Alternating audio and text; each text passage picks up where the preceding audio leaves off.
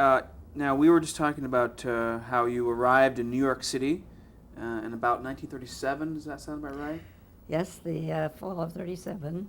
And you worked in radio for a couple years as an actress, correct? That's correct, and I did some print modeling too. And then in 1939, as I understand it, you participated in a experimental television test at the RCA building. Tell me about that. Well, I really was in on the ground floor. RCA was developing this, and they asked me if I would do it. It was simply sent for one block. I was at the west side of the RCA building, and the board of directors was at the east side, just overlooking the plaza there. And they put me in front of the lights, and they gave me a little blurb to say it wasn't very much. And the lights were so bright, the tears just streamed down my face. And they had me sit there for about 10 minutes just absorbing it. It didn't do any good. I even got some burns on my cheek right here from the light. But they couldn't see the tears because it was a hazy, it was like a, putting something over a lens. And that was the first time they'd ever sent it. It went to New Jersey to the tower and back to the other end of the room, as it were. And they just had you sit there? Yeah. Mm-hmm. With one camera, do you remember? Yes, it was just a very simple thing. They really just wanted to see if it was going to work or not. And it did, but they knew they had to do a lot. You couldn't have really performed very much under that kind of lights. Did you go to the 1939 World's Fair? Oh, you bet. You bet. And lots of people came to see it too, Do you remember the RCA exhibit? Yes, I do. Describe it for us. Oh, dear. That's a while back. I don't recall, excuse me, I really don't remember it, but I know I was there. You were there. Was there any talk about television in the radio? Oh, sure. In fact, we had, just like we still have now, we always are having two different companies vying for it. Dumont and RCA were putting out their things, and for a while, RCA was kind of behind, but of course they had this huge company behind them. So they just sort of flooded the market, and that's the difference between the Beta and the VCR that we have now. But they prevailed, and then it came out one way. They tell me it's going to start again when we're all going to have to get new television sets. When we get the digital and the what is it? The high definition. High def idea. Yeah, well, but in the late 30s there, early 40s, was there a concern by the people that working in radio that television would take over? Well, they may have been concerned, but they didn't talk about it. It was the movies who were very upset by it.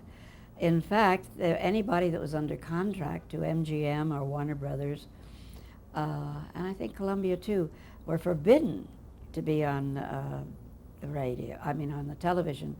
In fact, they threatened to break their contracts and throw them out. And the only person that I know who really did it was Debbie Reynolds, because Eddie Fisher, her husband, was on a television show, and she wanted to be with him, and she did it. And I don't think she wasn't fired, but they didn't like it at all. But that was one reason why I got to do the first full-length drama from L.A.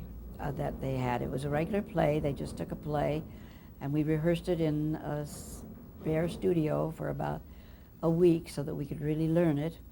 And then we went over to ABC. It was a huge set. And it's so funny now. Now our sets are as close together as they can possibly get, because you go from one scene to the other to the other. They had these about a block apart, and you'd have to run pell-mell down to the other end to try to get there in time to make your entrance. It was the only time in my life I've ever been tempted to just bow out. We didn't even get our dress rehearsal finished before we were going on live network. And my car was parked right outside the makeup room. I thought I could get in my car and drive away and nobody could stop me. I'm afraid we're all going to make such fools of ourselves. Well, of course we didn't. We got through it, but some funny things happened. It was a funny little play about a wife who was having a clandestine affair, or at least sort of that, and her husband was jealous and was kind of hooking up on it. Well, we had to wear our own clothes, and I had a very big, long mink wrap with a lot of tails on it. It was a stole, actually. And of course, I wanted to wear that. Well, I had to go run from one place all the way down the other and change my clothes as I'm going. Well, as I went past, I threw this thing over what looked like the back of a sawhorse, you know, like you have behind things. Now, I walk in, and here's my husband and my lover sitting on the couch, dying with laughter, just absolutely. I thought, what on earth has happened? What's so funny? This is supposed to be a tense moment, and they're laughing. Well, I found out later what I had done. I had thrown my mink wrap down the fireplace, and here came all these tails down the fireplace in front of them. So that's the kind of thing that used to happen when TV was live. And what was the name of this show? oh, I wish I could remember. I really Do you remember can't. approximately when it was? Well, I was in California, so it had to be after 41. So, but it wasn't Lux Video Theater. That No, was I later. did that many Okay, times that's later. afterwards. This Okay. one was, I think, an ABC special of some kind. Okay. Well, I want to. We'll get to certainly your television work, but I wanted to mention about Mr. Orson Welles. In 1940, you met him. Tell me your first impressions of him and why you met him. Well, I actually ran into him, I should say, in 1938. I was doing some radio on CBS, and we used to sit up on the 22nd floor. That was sort of our green room for all of the people. And I knew he was working there. He was already going back and forth to California part of the time. And I ran into him in a hall, just a regular hallway. And of course I knew who he was, but he had no idea who I was. I was longing to speak to him, but I was a little too shy to do that. He was a very important man, even then, you know. But he stared at me. He really studied me. It was like he was making a map of my face. And I didn't make anything of it, but I found out later what was going on. Because 2 years later, I was up in Connecticut signing a 2-year lease on a red barn, which a Missourian is likely to do after they've lived in Gotham for a couple of years. I got back, and of course you called your answering service, and they said, "Where in the name of heaven have you been? You had a 1:30 appointment in the Waldorf Towers with Orson Welles." Well, it's now 5:15. Well, I said, "I'm sorry to cause you the trouble. It never occurred to me that you would be looking for me. I didn't know there was anything on the fire at all." But I was thrilled because my agent didn't know about it. I didn't know about it. The only person who could have arranged it was Orson himself. I didn't even take a taxi. I sang all the way over to the Waldorf Towers, just walking again like Greta Garbo. And I got there. The secretary said, "Mr. Welles isn't here. Can you wait?" I said, "Of course." Settled down. In about 2 minutes, he came flying through the door, coattails flying, shirt tail out. People used to say he looked like a bundle of laundry on the way to be done. And he said, "Aren't you wonderful? You waited for me." I said, "Well, I did a couple of things in the meantime." So he took me into the next room, sat down behind the desk, turned on the lamp, and then disappeared in a cloud of smoke as he was lighting his pipe. Well, I had nothing to do except sit there and watch him, and I'm thinking, isn't that interesting, that a lighting effect? Because it was just sharp across his face, this very black and then very white. And I was, of course, seeing some of his new lighting that he was going to use on the show. Well, he finally appeared, and he said, "Contrary to public opinion, I am ready to make my first film. It's all set, it's all ready to go. It's all cast except for one role. It's and not a big role, but it's a key role, a very important role. She's the niece of the President of the United States. We're to be married in the White House, and she must be a lady. And there are no ladies in Hollywood." Well, of course I laughed. He said, no, I'm serious. I don't mean somebody can play a lady. I mean somebody who is a lady. I've been testing, I've been trying, and it's not there. Well, then I knew why he was looking at me so seriously. But always people would say, well, you're the lady. I was just from the Middle West and very ladylike.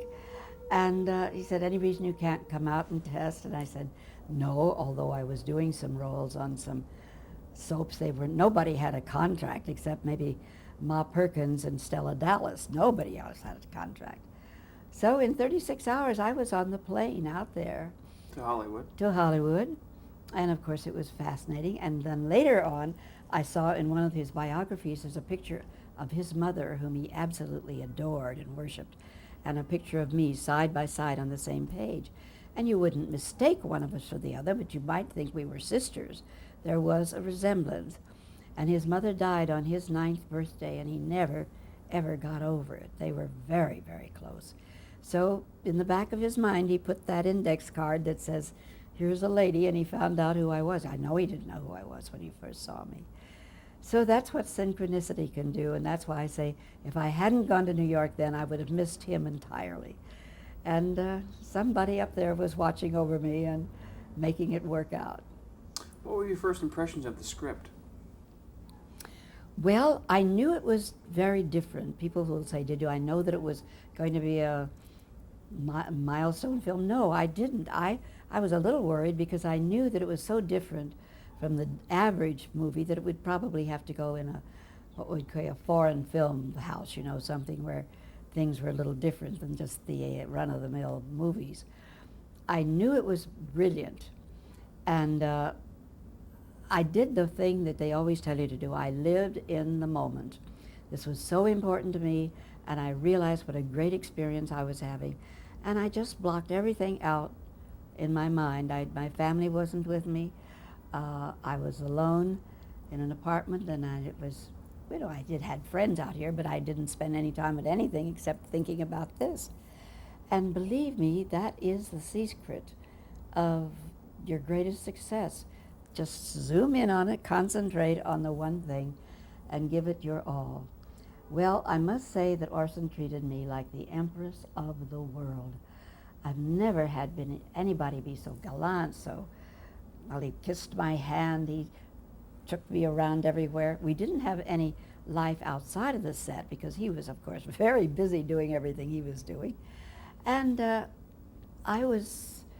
didn't find out till I started the picture. I was having my 2 main productions in my life simultaneously. I was pregnant with my first child and doing my first movie, which I don't really recommend. But it was so early, nobody knew anything about it. But I did. So you had gotten married prior to... Oh, yes, I was married before this other thing happened at all. And from an apocryphal question, I said, of course, there was a lot of discussion that whether actresses or artists of any kind should have children or not. And I said, Orson, what's your opinion? Should actresses have babies? He said, well, of course. In the first place, you owe it to the gene pool. I'd never even heard that expression at that time. And he said, now maybe the child won't inherit it from you now, but somebody along the line will. And if you keep that out of the gene pool, you've really done a bad thing for civilization. He said, besides, what's the big deal? Nobody asks a father to give up his work because he's going to have a child. And the best thing you can do for a child is to put it next to a motivated adult who is doing something that they're passionate about, that they care about. They're much more likely to come out being a healthy, creative individual than to have mother waiting on them every minute. So that was a big load off my mind. I had the answer for my mother, and I knew she was going to say, now, Ruth, now that you're married and having a child, you must give up this nonsense, this childish nonsense of being an actress. That settled that for me. And then he said, besides, the most important decision you have to make in your life is to decide what is your secret heart's desire. And that's harder than it looks like, because you've got all these people influencing your family, your teachers, your mentors, just people in general, the public even, saying, oh, no, you can't do that. There's no money in that. No, don't do that. Do this. Well, if you take their advice and don't stick to your own heart's desire, you may make a lot of money, but you'll spend it all on the psychiatrist's couch. So follow your heart and all will go well. Well, that was all I needed to set my course for the rest of my life. And it was the most valuable advice I gotten anytime, any place, anywhere. Bless his heart. Well, just jumping back for a second, in high school and then in college, what did your parents think about your theater pursuits? Well, my father was all for it. In fact, he was a major influence in it because he traveled and was always in New York at least twice a year. And he loved the theater. He went to the theater. He always sent me back the playbills. He bought me the music in the lobby. Now we sell T-shirts instead of music. But he was a big influence, and he told me stories about all the different things that he saw. And he saw my inclination. He saw what I was capable of. And he used to say, honey, whatever you want to do, whatever is your heart's desire, he'd even use that phrase, you can do it, you can make it happen if you're willing to work hard enough on it. And don't give up. It doesn't just fall in your lap. You have to work for it, but you can do it. So he was very influential in that part. Mother, oh, she wanted me to get married, live next door, and have lots of babies where she could be in and out and all the time. I was a grown woman in New York City taking a voice lesson one time when it finally occurred to me why she was so jealous. And I know she was jealous because people don't get that intense about something unless there's a personal, emotional thing underneath. She was a very fine singer herself. She had a beautiful voice. And the Chautauqua used to come through the little town where her parents lived. You're familiar with what Chautauqua is? Describe it. They go out with a great big circus tent, and they go into a community, and they stay there for a week. And they have all kinds of things. They have lectures, they have plays, they have music, they have old arts and crafts. It's across the board a creative thing. And they do it in August where the farmers are through, that's between their plowing time and their harvest time. And I'll never forget my grandfather, whom I'd often see in overalls except on Sunday, would dress up in a three-piece wool suit with a vest and a shirt and a tie and sit under that hot sun in a tent all day and all night and watch these things. It was the big event of the year. Well, my mother and her brother sang. They sang beautifully. He was tenor, she was a soprano. And they would always sing duets at these things. And they would always try to have some local talent. Well, the management offered my mother a contract to come and travel with them. Well, her parents were horrified. Ladies didn't do things like that. Because you see, I was brought up to be a lady. I know my mother and grandmother said at least once a day, now Ruth, be a little lady. That was my upbringing. So she wanted to do it, I'm sure. But of course she didn't. Nobody thought of disagreeing with what a parent said. And I think she may have been jealous the fact that I was getting out and doing these things myself, and she thought it was wrong. If it was wrong for her to do it, then it was wrong for me to do it. But when I was in the middle of a voice lesson when this dawned on me, and I tell you, I coughed up phlegm for about an hour. It was all packed down there inside of me that I finally realized what the problem was behind her disapproval. So, that was also something I had to learn and get through. But I made it, I persevered. And another thing, I worked for nothing lots of times. I don't recommend it once you get established, unless it's something for charity, which I will do. But if it's an experience that you need and you want and that will help your career, then you need to do it. For instance, when I came back here to do All My Children, I did it for less money than I had accepted in 15 years because I needed to get away from California.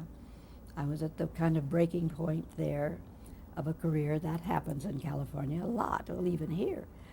But I knew that Agnes Nixon was a great writer. I knew that soap opera was a viable way to make a living. I had 2 children to support and bring up on my own.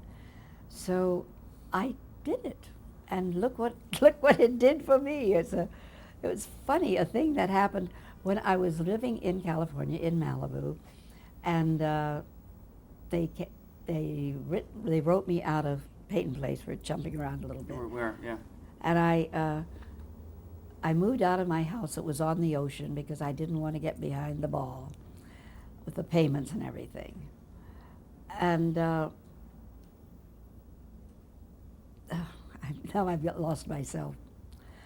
Anyway, I knew that I had to go to New York. And I used to come and visit here every fall to see if anything was happening. And I would stay with Rosemary Prinz, whom I had been with on As the World Turns, or first of all on Guiding Light and then on As the World Turns. And she said, well, you won't believe this, but I'm going to do a soap. She got very angry about soaps. She wanted to do theater. And she bit the bullet and did it, and she's still very famous in regional theater. But I said, do you mind if I call Agnes and see if I can get a job on this show? Because I really, there's nothing going on in California, and after you've been on a big thing like Peyton Place, nobody wants to touch you for a while. You know, they want that to get out of people's minds. Can I stop you here? I want to go back. We'll get to your meeting with Agnes Nixon, but I want to just bring you back to Citizen Kane. Sure. There's certainly been a lot of books written about that particular movie. What was your specific acting experience? I mean, did you learn something as an actress from Orson Welles? I learned a tremendous amount from Orson Welles. You couldn't help it. The man is so brilliant and so right on the nose. And another thing that he did that I've never seen done before or since, partly because he was directing and acting. You know, when you do a scene and somebody will say, well, that was pretty good, let's do it again. And they go in and they clap the thing in front of your face and it breaks the train of thought. He would just say, keep him rolling. And then he'd say, Ruth, that was fine, but now let's try it this way. And he'd give a little tiny turn to it, and you would do it that way. He said, that's great. Now, how about this way? And we'd do the whole, you know, the thing like a montage, and he could edit it out. And you saw how concentration does it for you. You see, when your concentration isn't broken with this thing clapping in front of your face, you are more tuned in to the reality of it and to the realness of it. And acting is just being with every cell in your body with a certain thought in mind. And as I say, you know, you watch a person's eyes in a scene and you can tell what they're thinking and what they're feeling. And he was very good at helping you arrive at that. Agnes Moorehead used to say he can get things out of you as a director that you never dreamed that you had in you, because he believes that you can do it. That was with me. It's my first film. And I was had a few trepidations, but you forgot all about it. Once you were working with him, you were a team. It's got the